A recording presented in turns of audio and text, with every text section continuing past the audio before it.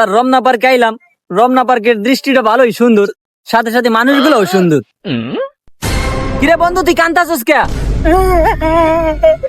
আব্বারে কইতেছি বিয়া হারায় দিত, আব্বাই বিয়া হারায় দেয় না, কান্দো নাই কি ধরবো। আচ্ছা তুই দাঁড়া, তোর আব্বারে আমি লিয়ে আইতাছি। চাচা, আমের পোলায় তো রমনা পার্কে বয়ে বয়ে কান্তাছে বিয়ার লিগা। কি? আরে বাবা, আমার এই বোকা ছেলেটাকে নিয়ে যে কি জ্বালাই পড়ছি। এই হোম মন্দির গুলো আছে না কই হন কত দিহি? রমনা পার্কে চলো তো দিহি বাবা। আয়।